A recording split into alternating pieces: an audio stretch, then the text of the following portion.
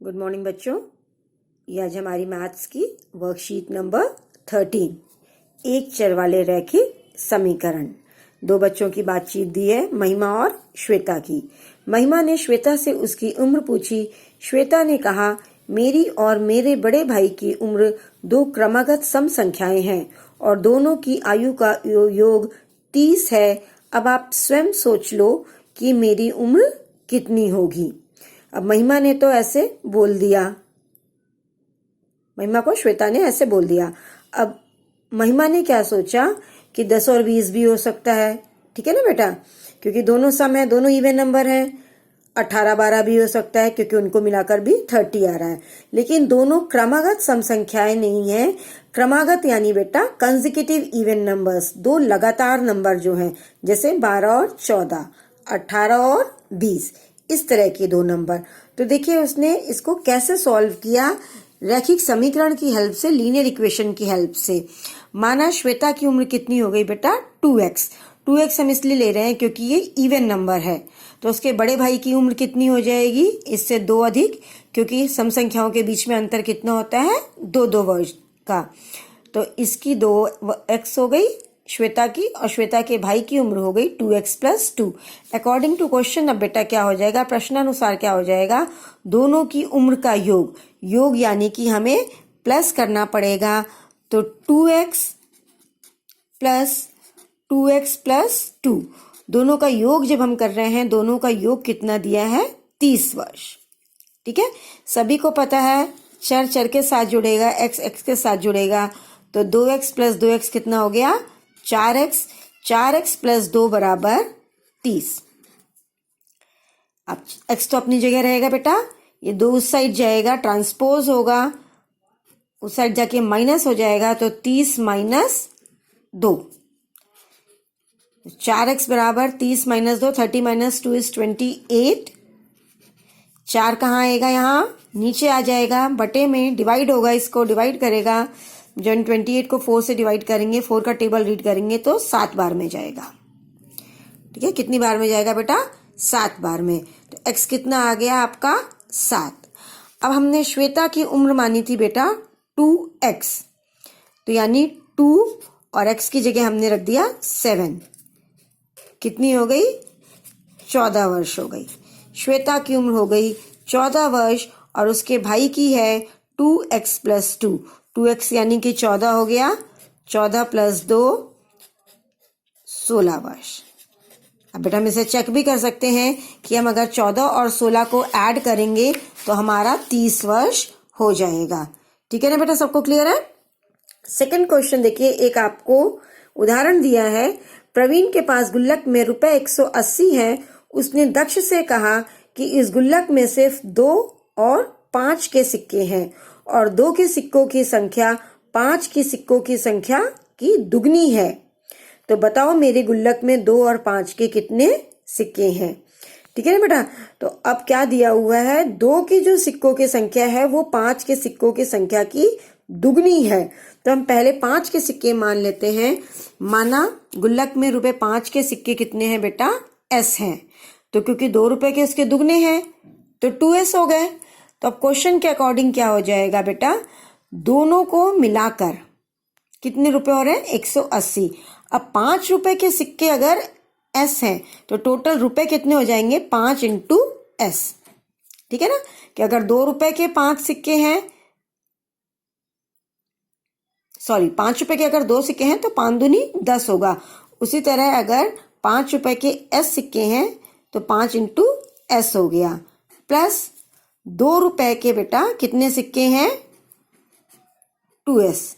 तो ये इसकी कीमत हो गई और टोटल कीमत है आपकी 180 रुपए। तो दोनों कीमतों को हमने जोड़ दिया, 5 रुपए की जितनी कीमत है और 2 रुपए की जितनी कीमत है। टोटल हमारे रुपए बन गए 180। अब इसको बेटा सॉल्व कर लेते हैं। 5s तो ऐसे ही रहेगा, 2 2 = 4, 2 दूनी 4, 4s = 180। s से ऐड हो जाएगा बेटा, तो 5 और 4 9, 9s = 180। 9 बटे में आ जाएगा बेटा, तो 180 बटे में 9, कितना हो गया बेटा, 9 दूनी 18 होता है, सभी को पता है। तो s बराबर 20 हो जाएगा जब हम इसको डिवाइड करेंगे। तो s आ गया आपका 20। अब 5 रुपए के सिक्के कितने थे, s, यानी 5 रुपए के सिक्के कितने हो गए हमारे बेटा, 20 सिक्के हो गए। और 2 रुपए के सिक्के इसके दुगने थे, तो हम 20 के दुगने कर देते हैं, 20 दूना 40, यानी कितने सिक्के हो गए इसके, 40 सिक्के हो गए। ठीक है बेटा। अब देखिए नेक्स्ट क्या दिया हुआ है, आओ कुछ प्रश्नों को हल करें। वीणा ने एक वस्तुनिष्ठ परीक्षा दी। ठीक है बेटा, वस्तुनिष्ठ मतलब ऑब्जेक्टिव टाइप वाले क्वेश्चंस दिए उसने, जिसमें कुल 50 प्रश्न थे। सही जवाब देने पर 4 अंक मिले और गलत जवाब देने पर 1 अंक काटा गया। सही दे रहे हैं तो 4 नंबर मिल रहे हैं और गलत देने पे 1 नंबर काटा जा रहा है, -1 हो रहा है। यदि वीरा ने सभी प्रश्नों का जवाब दिया हो, टोटल उसने पूरे 50 प्रश्नों के जवाब दिए हैं और उसके कुल अंक कितने आए, 80। तो हमें क्या बताना है कि कुल कितने प्रश्नों का जवाब सही दिया और कितने प्रश्नों का गलत जवाब दिया उसने। तो बेटा हम इसे सॉल्व करके देखते हैं। माना सही जवाबों की संख्या कितनी हमने मान ली, j है। सही जवाब कितनी दे रही है, j। अब टोटल प्रश्न तो 50 ही है बेटा, तो 50 में से j माइनस कर देंगे तो वो गलत जवाब हो गए। तो गलत जवाब कितने हो गए, 50 माइनस j, ये आपके गलत जवाब हो गए। अब सही जवाब देने पे कितने नंबर मिल रहे हैं, 4, और प्रश्न कितने हैं, j। तो टोटल नंबर कितने मिल गए उसको, सही जवाब देने पे अंक कितने मिल गए, 4j। और गलत जवाब देने पे कितने नंबर कट रहे हैं, 1 नंबर। तो 1 से गुणा कर दिया हमने गलत जवाबों को। ठीक है बेटा। और कुल अंक उसे कितने मिल रहे हैं, 80। अब हम इसको सॉल्व करके देखते हैं कि उसने कितने सही जवाब दिए और कितने गलत जवाब दिए। तो सही जवाब देने पे बेटा उसे कितने नंबर मिल रहे हैं, 4j। ठीक है ना। और गलत जवाब देने पे जो कट रहे हैं वो है -6। क्योंकि ये कट रहे हैं नंबर बेटा, तो हमने क्या लगाया, इसके आगे माइनस लगाया है। और टोटल दोनों को मिला के उसके नंबर कितने हो जा रहे हैं, 80। अब इसको सॉल्व करके देखते हैं बेटा। 4j -1 से 50 की गुणा करेंगे, -50 हो गया, और माइनस माइनस प्लस j बराबर 80। j से जुड़ेगा बेटा, तो 4j और ये 1j, कितना हो गया, 5j। 5j - 50 बराबर 80। ठीक है बेटा, सबको क्लियर ना। 5j - 50 = 80। अब 50 इस साइड जाएगा तो -50 जो है, -50 इधर जाके प्लस हो जाएगा। तो 5j = 80 + 50 कितना हो गया बेटा, आप जब जोड़ोगे 130। 5j बराबर 130। और 5 कहाँ जाएगा, बटे में जाएगा, डिवाइड हो जाएगा। जब आप इसको 5 से डिवाइड करके देखोगे, भाग करके देखोगे अपने आप, तो 5 दूनी 10 हो जाएगा बेटा, और 3 बच गया 26। j बराबर 26। और j क्या था बेटा, हमारे सही जवाबों की संख्या। इसका मतलब सही जवाब कितने दे रही है वो, 26। 26 सही जवाब हो गए। और गलत 50 - j, j कितना हो गया हमारा, अब j है हमारा 26। तो 50 - 26, जब आप माइनस करोगे 50 में से 26 तो हो गया 24। 24 उसके गलत हो गए। आप 26 और 24 को ऐड करके भी देखोगे तो बेटा 85 हो रहे हैं, क्योंकि उसके 50 क्वेश्चन थे। क्लियर है ना बेटा सभी को। एक और क्वेश्चन दिया हुआ है, हम उसे भी सॉल्व करके देख लेते हैं बेटा। 7 से विभाजित होने वाले 2 क्रमागत संख्याओं का योग कितना दिया है, 343, 343। फिर क्रमागत दिए, यानी साथ साथ में है। दोनों क्रमागत संख्याएं बताएं। अब 7 से विभाजित होने वाली संख्या है बेटा, तो 7 एकम 7, 7 दूनी 14, 7 या 21, ऐसे होता है ना। 7 1 7, 7 2 14, 7 3 21। नंबर्स के बीच में अंतर देखिए 7 का आता है। तो बेटा हमने पहली संख्या मान ली अपनी x है, तो दूसरी संख्या कितनी हो जाएगी, x + 7। अब दोनों का योग दिया है आपको। योग मतलब हम क्या करेंगे बेटा, दोनों को जोड़ लेंगे। जोड़ लीजिए, दोनों को जोड़ लिया, दोनों संख्याओं को। कितना आना चाहिए, 343, 343। 3।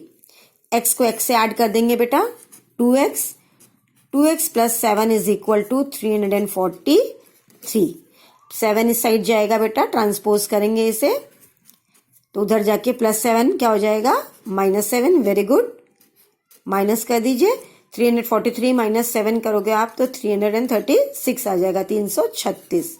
2x और ये 2 कहाँ जाएगा बटे में, डिवाइड होगा, डिवाइड कर दीजिए।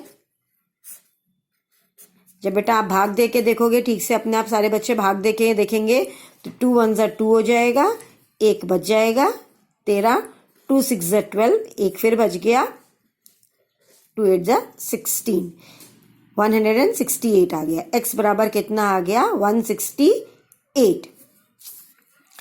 ये तो पहला नंबर हो गया बेटा, ठीक है। और दूसरी संख्या हमारी क्या हो जाएगी x प्लस 7। तो x प्लस 7 यानी कि 168 प्लस 7 कितना हो गया 168 में जब आप 7 ऐड करोगे तो बेटा 175। तो आपकी पहली संख्या हो गई 168 और दूसरी संख्या हो गई 175, 175। अब इस क्वेश्चन में बेटा आपको जांच भी करना है कि आपने जो आंसर निकाला है वो सही है। तो जांच कैसी होती है बेटा कि जो हमने जो भी समीकरण बनाया है उसमें हमारा जो x का मान आया है, चर का मान आया है, वो हम रख के देख लेते हैं। x कितना आया बेटा हमारा 168, तो x की जगह हम कितना रख देंगे 168, ठीक है। प्लस फिर x की जगह हमने रख दिया 168 प्लस 7 इज इक्वल टू हमारा कितना आ जाना चाहिए 343 आ जाना चाहिए। इनको सबको जोड़ के देख लेते हैं बेटा, जोड़ के देख लीजिए अपने आप। 168 168 और 7 जोड़ लीजिए जरा, 8 8 16 हो गया 16, और 16 में आपने 7 जोड़ा तो 23, 3 हांसी लगा 2, 6 6 12 और 2 14, 14 हो गया। Carry upon 1 1 2 3, 343। 343 इधर भी हो गया आपका और 343 ये भी था। तो आपका जो लेफ्ट हैंड साइड है, बायां पक्ष है, वो राइट हैंड साइड के बराबर हो गया, दाएं पक्ष के बराबर हो गया। तो आपकी जांच हो गई, चेक हो गया आपका कि दिस इज करेक्ट। जो आपने क्वेश्चन सॉल्व किया है, एक्स की जो वैल्यू फाइंड आउट किया आपने वो करेक्ट है। सभी बच्चों को समझ में आ गया होगा। ओके तो सभी बच्चे दोनों क्वेश्चन अपने सॉल्व करके ठीक से अच्छी तरह बिल्कुल अपने मैथ्स टीचर को सेंड कर देंगे। और एक बात और बेटा, अब भी कोविड-19 खत्म नहीं हुआ है, हमें इससे बचकर रहना है। बचने के लिए हमें क्या करना होगा बेटा, हमें मास्क पहनना है, अपने हाथों को बार बार सैनिटाइज करना है, कहीं भीड़ में जाना है अगर तो भीड़ से आके अपने कपड़े बदलने हैं, नहाना है, ठीक है ना। हमें कोविड से बच के रहना है, इसको हराना है। Thank you.